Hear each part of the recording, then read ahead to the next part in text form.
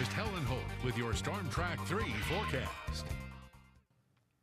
Well, as you're heading home from work on this Tuesday evening, it should be a dry commute for many of you. You can see as we take a live look in Carolina Beach, beautiful blue skies out there, but we are tracking a few showers across southeastern North Carolina. Many of these showers and storms have sparked up right along the sea breeze boundary. One shower that's basically been dissipating over the last 30 minutes or so over in Pender County. The main activity is in Columbus County right now, and a significant amount of lightning with this is just north of Bug Hill, tracking east-northeast at about 10 miles per hour. So if we track this out for you, it's expected to be near Riverview just a few minutes before 5:30, and then Big Curve just a few minutes after 6 o'clock. And like I said, activity is moving very slowly, so some localized flooding is possible with this, even some small hail and gusty winds. But if you're not seeing rain, it's just hot and humid out there. Temperatures further inland are in the 90s, including Fayetteville and Elizabethtown at 93 degrees. Here in the Port City, 87, and Southport right now, 86 degrees. But with those dew points well into the 70s,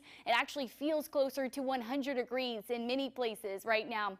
And it looks like the activity is going to be fizzling out that we have on radar right now over the next, say, hour or two. And I think majority of the evening will be dry. And heading into our Wednesday, lower storm chances, starting out with plenty of sunshine, so make sure you grab the sunglasses as you're getting your day started. In the afternoon, we could squeeze out maybe an isolated shower, but chances are staying very low. So if you have plans to go do some yard work, just make sure you're staying hydrated in that heat.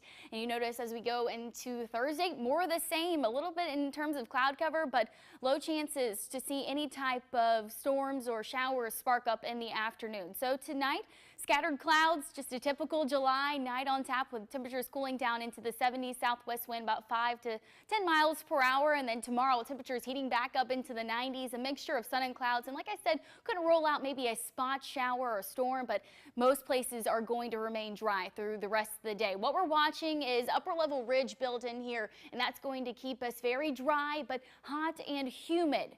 There are some signs in the long term that we'll be watching a cold front. Notice this dip in our jet stream. Temperatures will be cooling down a little bit, but also more unsettled weather around here. And it kind of looks like it's going to time out in terms of our weekend. So you notice only about a 20% or less chance of seeing any type of activity Wednesday through Friday, but then it jumps up through the weekend. Looks like it will be a little unsettled around here. Severe weather threat staying at a low level right now, but something we'll be watching. We have a few days until we get there. Tropics, everything is quiet in the Caribbean Sea, Gulf of Mexico, and as we pan across the Atlantic Ocean, things are quiet there as well. The National Hurricane Center doesn't expect any tropical development over the next 5 days.